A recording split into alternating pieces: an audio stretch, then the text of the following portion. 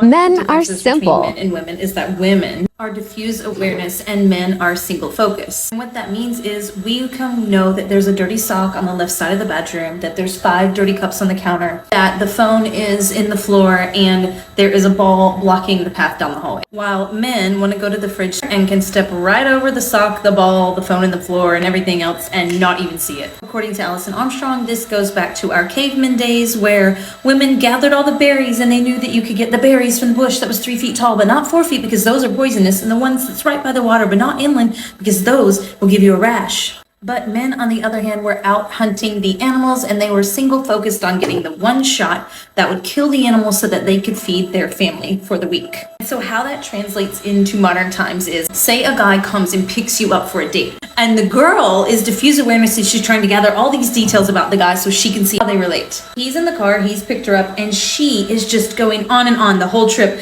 Oh, what about this? What do you like to do for fun? And he's like, oh, I like skiing. Well, what kind of skiing? And what do you wear? And where do you go? And she's like making a Christmas shopping list. Meanwhile, he's just trying to get them to dinner. He's trying to get the trip underway. He's trying to single focus, get her to dinner and make sure everybody's safe. So his answers aren't that detailed. They're just sort of one-word answers because he's trying to focus on something else. She's like, in her mind, like, gosh, we don't relate at all. We're just not connecting. I don't know how this is going to go. And she's already decided before they've gotten there that they're just not connecting. She decides to give it another chance, and they sit down at the restaurant, and she's like, oh, and where do you travel in the summer? And what do you do in the winter? And how many brothers do you have? And what was your childhood like? And all these things. And he's trying to get the waiter's attention, trying to figure out what she might like to drink for wine. And she's trying to connect, and he's single focused, trying to make sure she's having a good time by making sure everything is getting ordered just perfectly. He's finally answering her questions, and he's like, oh yeah, in the summer, I go with my family, you know, my mom plans, blah, blah, blah. And then he's like, oh, you would really like my mom. I think you guys would get along great. What she heard was, oh my God, he likes me so much, he's gonna introduce me to his mom. And all he's doing is this thing called trying her on.